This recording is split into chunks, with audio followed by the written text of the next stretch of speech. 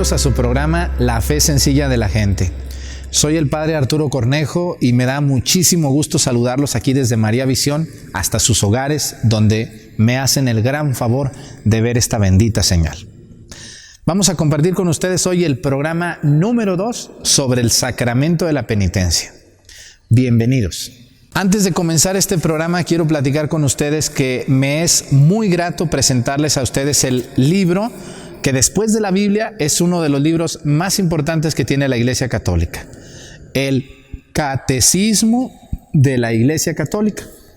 Este libro, que parece un ladrillo así gruesecito, que cuesta muy barato, cuesta 100 pesos en una librería católica, pueden ahí adquirirlo, $5 americanos.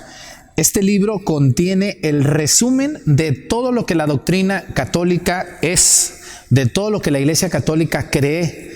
Entonces, porque a veces luego dicen, ese padrecito Arturo que está en María Visión y que está en YouTube, dice puras tonterías, no están en la Biblia. Todo lo que aquí digo está en la Biblia y fundamentado con el Catecismo de la Iglesia Católica.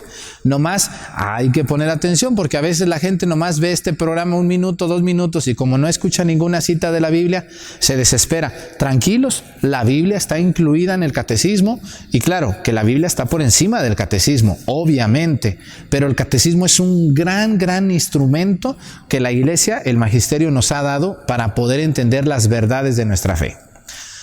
Bueno, sin más preámbulos, vamos al tema. El catecismo se maneja por números y el catecismo tiene apartados de sacramentos y los sacramentos los aparta en 3 tipos. Sacramentos de iniciación cristiana, bautismo, confirmación y Eucaristía. Número 2, sacramentos de curación, que es el sacramento de la unción de enfermos y de la confesión, del que vamos a hablar ahorita. Y número 3, sacramentos de servicio, que es el orden sacerdotal, los sacerdotes o los matrimonios. En esta ocasión estamos hablando de lo que son los sacramentos de curación, principalmente el sacramento de la confesión. Y estábamos ubicados, ojalá que ustedes tengan por ahí su Catecismo de la Iglesia Católica, en el número 1424, allí nos habíamos quedado. Vamos a hablar ahora de por qué un sacramento de la reconciliación después del bautismo. Antes de continuar, es muy importante darles una introducción a este tema que vamos a tratar. El único sacramento que no necesita que se confiese una persona para que haya una eliminación eficiente de un pecado y de todas las secuelas del pecado es el bautismo. El bautismo borra los pecados, las secuelas del pecado, las intrigas, las maldades. Todo lo que hayas hecho en el bautismo se borra, fíjense nomás qué suave. Por eso la gente al principio de la iglesia no se bautizaban toda su vida. Se esperaban hasta que ya se estaban muriendo. Cuando ya estaban en la agonía decían, ahora sí me quiero bautizar. Pero pues a algunos la muerte no les avisaba. Así que pues no se iban bautizados y imagínense qué miedo.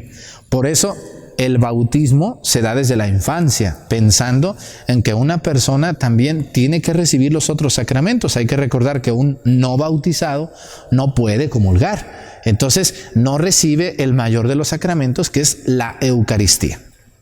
Pero vamos a ver qué nos dice el Catecismo sobre esta historia fenomenal de por qué al principio el sacramento de la penitencia se le consideró como un segundo bautismo, como un segundo baño, como una segunda lavada. Hay que recordar que el bautismo es un baño de purificación, es un baño de limpieza. Dice así, habéis sido lavados, habéis sido santificados y habéis sido justificados en el nombre del Señor Jesucristo y por el Espíritu de nuestro Dios. En la carta a los Corintios capítulo 6 versículo 11 aparece esta. Habéis sido lavados, dice San Pablo, con el sacramento del bautismo. Es preciso darse cuenta que la grandeza del don de Dios que se nos hace en los sacramentos de la iniciación cristiana para comprender hasta qué punto el pecado es algo que no cabe en aquel que se ha revestido de Cristo. A ver, una persona que pide el bautismo, estamos suponiendo que esta persona va a buscar la manera de evitar el pecado, no propiciarlo. Por lo tanto, cuando alguien busca el pecado y está bautizado, pues va en contra de todo lo que es el bautismo. El bautismo se le da a una persona esperando que esa persona ya no haga pecados, absolutamente. Pero bueno, viene la debilidad humana, vienen las intrigas del demonio y la persona bautizada caía en pecado. Entonces había un sufrimiento terrible en las personas. Imagínense ustedes saber que ahorita tenemos la confesión y la gente ni se arrima. Pero imagínense antes que los antiguos no tenían el sacramento de la penitencia. No existía como lo tenemos ahorita. Siempre ha existido, pero no así, no en privado, no a solas, no ante un sacerdote. Era de otra manera. Qué terrible para una persona que estaba bautizada y que ya no se podía volver a bautizar, porque el bautismo se recibe una sola vez. Vamos a ir a un corte y regresamos a su programa La Fe Sencilla de la Gente.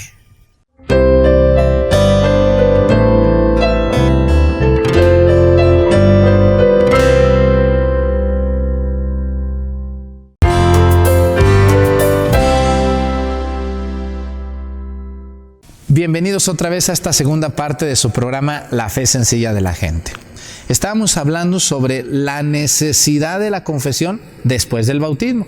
Hay que recordar que la persona que se bautiza no necesita confesarse para el que se va a bautizar.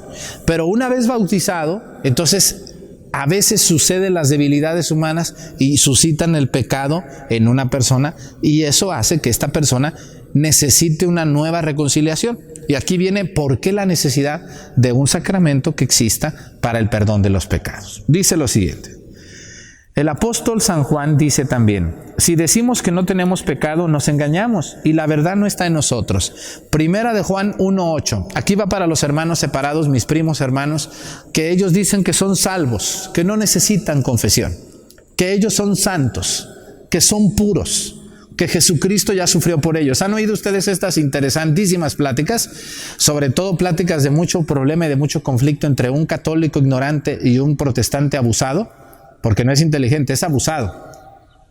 Pues muchas veces se dan estas pláticas y hay la presunción de decir: es que nosotros somos salvos, es que Jesús ya sufrió por nosotros. Bueno, dice San Juan en la primera carta, vayan a su Biblia, primera carta de San Juan. San Juan tiene 3 cartitas, no nomás el Evangelio, hizo otras 3 cartas. San Juan 1:8 dice: si decimos que no tenemos pecado, nos engañamos. Así es. ¿Quién de ustedes que está viendo este programa no tiene pecado? Yo también tengo pecado. Es algo por tristeza y por mucha ansiedad real. El pecado prevalece, existe en la vida de los hombres y es muy feo esto, pero así es. Dice: quien diga que no tiene pecado, dice, nos engañamos y la verdad no está en nosotros. Así es. No existe verdad en una persona que dice que no tiene pecado. Es un mentiroso, dice San Juan. Y el Señor mismo nos enseñó a orar. ¿Se acuerdan ustedes en el Padre Nuestro? En el capítulo 11 de San Lucas, versículo 4, dice: cuando vayan a orar, oren así: Padre nuestro que estás en el cielo, etcétera, etcétera. Y luego dice: perdona nuestros pecados. Por lo tanto, la necesidad de pedir perdón existe. No estamos viendo ahorita los modos, pero sí hay una necesidad de pedir perdón. Esto es algo que no se puede quitar. No podemos decir: es que yo no necesito pedirle perdón a nadie, yo vivo mi vida como quiera. Bueno, entonces no estás siguiendo a un Dios que también perdona, sino que estás siguiendo a una soberbia que tienes dentro de ti, que pareciera que todo lo que haces está bien cuando tu conciencia te dice que no. Solamente que ya amansaste tu conciencia. Hay gente que amansa la conciencia. ¿Qué quiere decir? La tranquiliza. Es como cuando ustedes tienen una ampolla por ahí en un pie y no la curan, pero ya le salió ¿cómo les diré? Piel sobre la ampolla. Entonces la ampolla ya ni es ampolla, ya ni la sientes, aunque ahí está. Así pasa cuando una persona ya no tiene conciencia del pecado. A la ampolla la tranquiliza, la estabiliza de la manera que pareciera que ya no hace pecado. Pero es una mentira esto. El pecado está ahí y existe, aunque la persona no quiera reconocerlo. Por lo tanto, nuestro Señor Jesucristo, en la oración más grande que nos enseñó, casi la única del Padre Nuestro, dice: perdona nuestros pecados. Perdónalo, Señor. Jesús habla del perdón. Imagínense si Jesús pidió perdón sin tener pecado. Nosotros, que somos una bola de pecadores y pecadoras también, Jesús pidió perdón. Dice: perdona nuestros pecados como nosotros también pedimos perdonamos a los que nos ofenden. Por lo tanto, una persona que dice, yo no voy a pedir perdón, yo así estoy bien, yo no necesito, pues qué tristeza que no le estás haciendo caso al Maestro, que es nuestro Señor Jesucristo. Dice, uniéndonos el perdón mutuo de nuestras ofensas al perdón de Dios, concederá nuestros pecados. La conversión. Cristo, el nuevo nacimiento por el bautismo, el don del Espíritu Santo, el cuerpo y la sangre de Cristo, recibidos como alimento, nos han hecho santos e inmaculados ante Él. Efesios 1:4. Así es. Como la iglesia misma, esposa de Cristo, es santa e inmaculada ante Él. Efesios 5. La iglesia es santa, es inmaculada. Cuando decimos en el credo, ustedes y yo que vamos los domingos a misa decimos, creo en la iglesia que es una, santa. A ver, ¿cómo la iglesia va a ser santa? No sé si ustedes han visto a los hermanos separados. Cuando yo publico algo en Facebook o en YouTube que no les gusta, inmediatamente empiezan a decir de la iglesia que es una sabe cuánto, que es una lotra, que no quiero decir aquí las palabras porque a mí sí me da vergüenza. A mí sí me da vergüenza expresar esos términos tan ofensivos hacia alguien que no les ha hecho absolutamente ningún mal. Pero hay gente que está enferma de la cabeza y tienen un orgullo terrible con el que se ponen a juzgar a todos. No sé si ustedes conozcan de esas personas que tienen para todos, menos para sí mismos. Para ellos no, ellos son muy santos y muy puros. Pues discúlpenme, pero no es así. Pero se ponen a atacar gravemente a la iglesia. Y entonces, ¿por qué decimos que la iglesia es santa? Efesios capítulo 5, Carta de San Pablo a los Efesios, capítulo 5, habla de la iglesia como santa. Santidad en la iglesia. ¿Por qué la iglesia es santa? ¿Por el padre Arturo? ¿Por el padre de tu parroquia? ¿O por ti que estás viendo este programa? No, mi chula, ni esperanzas. Ni por ti, ni por mí, ni por aquel, ni por el de más allá. La iglesia es santa por su fundador, nuestro Señor Jesucristo, y por quien guía a la iglesia, el Espíritu Santo. La iglesia católica, aunque ustedes vean hombres al frente de ella, no son los verdaderos guías. Los guías son el Espíritu Santo, que actúa a través de ellos, obviamente. ¿Son guías? Sí, son guías. Somos guías, los sacerdotes, los obispos, el Papa, somos guías y encargados de la iglesia. Pero el que ilumina la iglesia es el Espíritu Santo. El Espíritu Santo es el que la lleva adelante. A pesar de los errores que cometemos nosotros, es el Espíritu Santo quien la lleva adelante. Muy bien. Por eso habla de la santidad que existe en la iglesia. Por eso la iglesia puede otorgar el perdón a una persona, ya que en él existe la santidad que la iglesia tiene por su fundador y por su guía, que es el Espíritu Santo y el mismo Jesucristo nuestro Señor. Dice, sin embargo, la vida nueva recibida en la iniciación cristiana no suprimió la fragilidad y la debilidad de la naturaleza humana, ni la inclinación al pecado. Vamos a hablar de esto con mucha calma. Vamos a un corte y regresamos a nuestra tercer parte de su programa La Fe Sencilla de la Gente.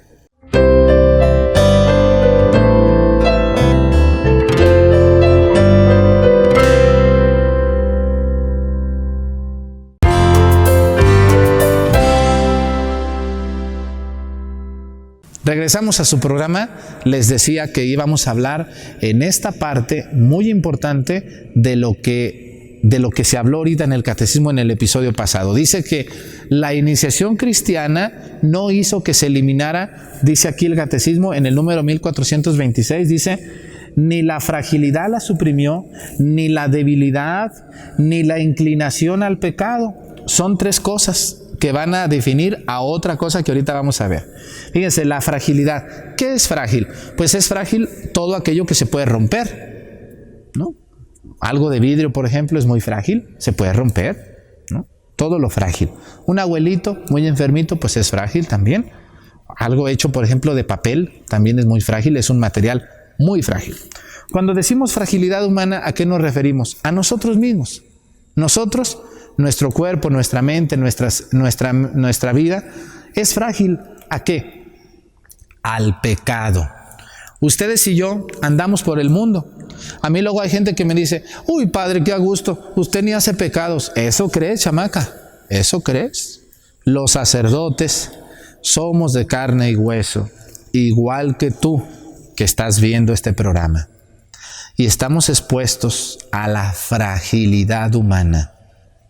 Nuestro cuerpo, nuestra mente es frágil. Es frágil.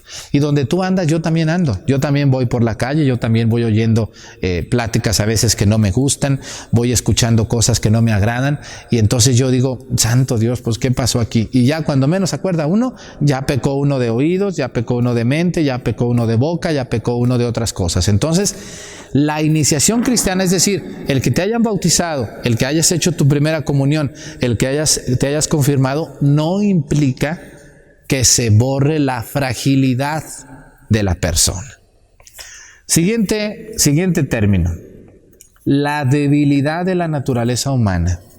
Dios, cuando creó a Adán y Eva, pues no los hizo frágiles, ¿no? Los hizo fuertes. Los creó con unos dones como unos superhombres. Pero el demonio metió su cuchara, y ya se saben ustedes la historia de Adán y Eva, y esto causa que en la persona, acuérdense, cuando Dios expulsa a Adán y Eva del paraíso, les hace saber que han perdido la gracia ante Él. Y les dice, de aquí en adelante sufrirás para dar a luz. De aquí en adelante tendrás que trabajar para mantenerte. De aquí en adelante serás señalado y no vivirás de acuerdo a como yo quiero. Por lo tanto, Dios le quita esos dones a Adán y Eva, y al mismo tiempo a nosotros, que somos descendientes de Adán y Eva, y nos dejó, por desgracia, esta situación que se llama la debilidad de la naturaleza humana. Somos débiles, y si no te acercas a Dios, si no rezas, si no te confiesas, si no llevas una vida de sacramentos y de gracia, pues más frágil y más débil y más débil y más débil te vas haciendo hasta que caes en la vil cochinada del pecado. Dice, y tampoco quitó la inclinación al pecado. Esto es el centro de toda la maldad humana, la inclinación a pecar. Una persona, toda persona, por ser humano, tiene una inclinación natural, no. Después agregada, no. O podremos decir que sí, es una inclinación natural a nuestra mente y a nuestro ser, la inclinación a pecar, y eso se llama concupiscencia. Escúchenla muy bien, se las voy a decir otra vez. Concupiscencia es aquello que existe en nuestra mente, en nuestro corazón y en todo nuestro ser, que nos inclina al pecado. Y qué difícil es esto. Este es el centro de todo lo que nos hace a nosotros daño. La inclinación a pecar. Toda persona que está bien de sus facultades mentales tiene la inclinación a pecar. ¿Por qué? Pues es una muy buena pregunta. Fuimos creados, ¿no?, débiles, no somos dioses. Si fuéramos ustedes y yo dioses, pues no haríamos mal. Y estamos en un mundo donde todo mundo peca, donde todo mundo vive como quiere, y ahorita en estos tiempos más alocadamente se ha desenfrenado el libertinaje, se ha desenfrenado las leyes, pareciera que ahora son todo lo que estaba prohibido, ahora son derechos, ya ni siquiera está prohibido. Lo que estaba prohibido, lo que no estaba legislado antes estaba restringido, ahora no, ahora es hasta un derecho. Fíjense nomás, lo que no está bien es un derecho a una persona. Si tú quieres vivir así, tienes el derecho. Bueno, entonces, pues imagínense, estamos de cabeza. Y si le agregamos que una persona tiene la inclinación natural a pecar, pues imagínense, se revuelve apenas el hambre con la necesidad, y ay, Dios mío, qué cosas tenemos, qué espectáculos vemos a veces en la calle, o no en la calle, a veces en nuestras propias casas. La concupiscencia es aquella inclinación natural al pecado. Y la concupiscencia no es pecado, fíjense nomás. El hecho de que tú sientas ganas de pecar, de hacer daño, de cometer un delito, no quiere decir que tú estés cometiendo pecado. El pecado es cuando lo llegas a cometer. Pero la inclinación no es pecado, ¿eh? Pongan mucha atención, porque a veces la gente me dice, es que yo tendría muchas ganas, es que yo pensaría mucho, es que yo... Bueno, todo eso es la concupiscencia, pero no es pecado, no te preocupes, no te angusties tanto, pero hay que controlarla, hay que controlarla. ¿Cómo se controla la concupiscencia? Bueno, vamos a ver lo que dice. La concupiscencia que permanece en los bautizados a fin de que sirva de prueba para en ellos en el combate de la vida cristiana y ayudados por la gracia de Dios. Dios nos dejó la concupiscencia para que no fuéramos robots y no fuéramos títeres.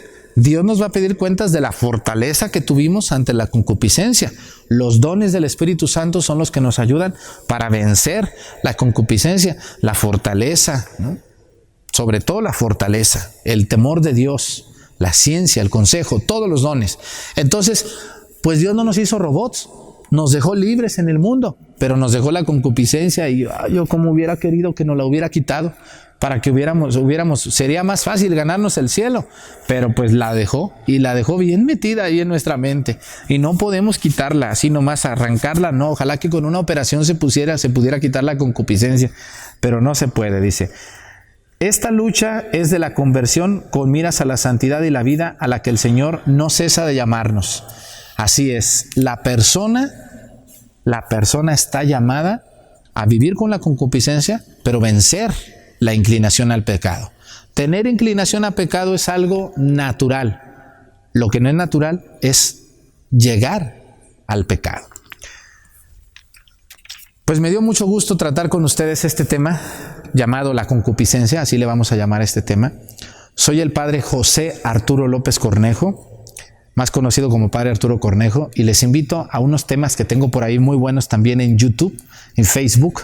Me encuentran como padre Arturo Cornejo y me da tanto gusto ver que estos temas a muchos de ustedes les han servido.